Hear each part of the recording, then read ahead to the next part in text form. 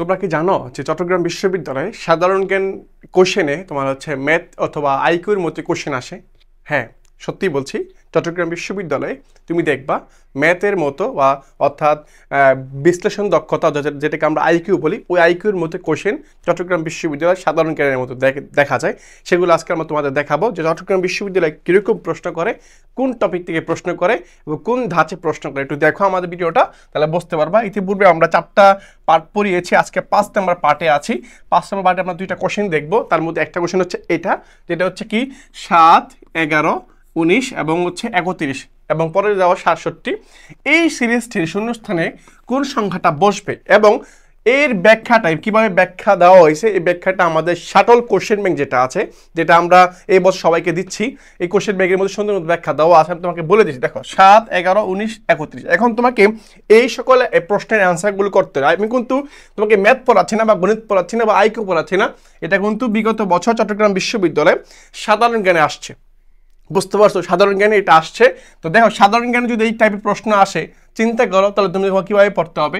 এখন খেয়াল করো, এখানে বলা হয়েছে 7, 11। এখন দেখো তো ডিফারেন্সটা কতটুকু, আগে দেখবে পার্থক্য নির্ণয় করা যায় কিনা। 7, 11 তার মানে ডিফারেন্স কত? 4। পরে 11, 19 ডিফারেন্স কত? 8। পরে কি 19, 31 ডিফারেন্স কত? 12। হ্যাঁ, পরে কত হবে? অবশ্যই এখানে পরে যে সংখ্যাটা হবে সেটা হবে 31 আর 12 যোগ করলে যত হয় কত হবে? এত হবে। অথবা এরকম যোগ করবা যে 19 এরকম যোগ করে বলে দিতে পারবে। এখন পরবর্তী সংখ্যাটা কী হবে তুমি আমাকে বলবা, যে এটাকে 40 হবে, 47 হবে, না 51 হবে, নাকি 54 হবে, সেটা তোমাকে বলতে হবে। এরপর আমরা আসি একটু ব্যাখ্যাটা কীভাবে দিই। দেখো এখানে 7, 11, 19, 31 পর 47 হয়েছে কীভাবে, এখানে সুন্দর মতো 16 দেওয়া আছে। হ্যাঁ, 12, 16 এভাবে দেওয়া আছে। 4, 8, 12, 16 সুন্দর মতো দেওয়া ব্যাখ্যা সহকারে এভাবে দেওয়া আছে। তুমি অ্যান্সারটা করে ফেলতে পারবা। 7, 11 ডিফারেন্স কত? 4 দেওয়া আছে। পরে কত? 8। পরে কত? 12। বড় কত? 16 ডিফারেন্স সুন্দর মতো দেওয়া আছে, তুমি বের করে নিতে পারবা।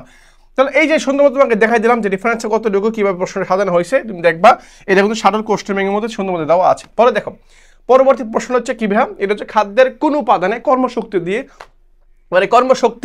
দিয়ে থাকে। অর্থাৎ এখানে বলা হয়েছে আমরা যে খাবারগুলো খাই, এই খাবারের মধ্যে কোন খাবারটা আমাদেরকে দেহে শক্তি যোগায়, মানে শক্তি দেয়, এনার্জি দেয়।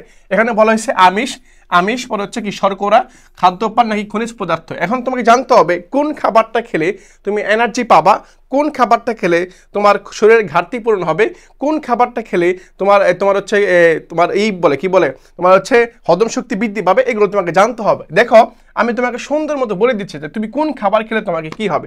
এই যে এরকম ব্যাখ্যা সুন্দর মতো খাদ্যের উপাদান, কাজ আর উৎস, মানে খাদ্যটা খাওয়ার পর কি কাজ করবে এবং কোন খাদ্য থেকে শক্তিটা আসবে, সুন্দর মতো ব্যাখ্যা সহকারে আমাদের শাটল কোশ্চেন ব্যাংকের মধ্যে দিয়ে দিয়েছি। দেওয়া আছে খাদ্যের উপাদান শর্করা কই থাকে ভাইয়া? শর্করা হচ্ছে কাজ কি? শর্করার কাজ হচ্ছে শরীরকে কর্মশক্তি অর্থাৎ এনার্জি দেওয়া।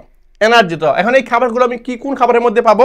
সেটা হচ্ছে ভাত, রুটি, আলু, চিনি, গম ও মিষ্টি কুমড়া, এই জাতীয় খাবারগুলোতে আমরা এই শক্তিগুলো পাবো, যেগুলোকে আমরা শর্করা বলছি। পরে দেখতে পাচ্ছি আমিষ কি করবে? আমিষ দেহ গঠন ও ক্ষয় পূরণের কাজ করবে। আমিষ খাবার কোত্থেকে পাবো? ডিম, মাছ, মাংস, ডাল, দুধ, ছোলা, বাদাম, এই খাবারগুলো থেকে আমরা আমিষ পাবো, যেগুলো আমাদের দেহ গঠন ও ক্ষয়পূরণ করতে সাহায্য করবে। পরে খনিজ পদার্থ হাড়, দাঁত গঠন, রক্ত সঞ্চালন ও এনজাইমের কার্যক্রম করে। তোমার হচ্ছে খনিজ পদার্থ যেগুলো লবণ, দুধ, কলা, শাকসবজি, ফল, ডিম ও সামুদ্রিক খাবারের মধ্যে আমরা এই শক্তিগুলো পেয়ে থাকি। তো এই যে জিনিসগুলো তোমাকে দেখালাম সুন্দর মতো, তুমি ধারণা পাইলে যে চট্টগ্রাম বিশ্ববিদ্যালয়ে কোন টাইপের প্রশ্নগুলো আসে এবং আমাদের শাটল কোশ্চেন ব্যাংকের মধ্যে কীভাবে ব্যাখ্যা থাকবে। দুইটা কনসেপ্ট তোমাকে ক্লিয়ার করার চেষ্টা করলাম। পরবর্তী ভিডিও তোমার সাথে দেখা হবে।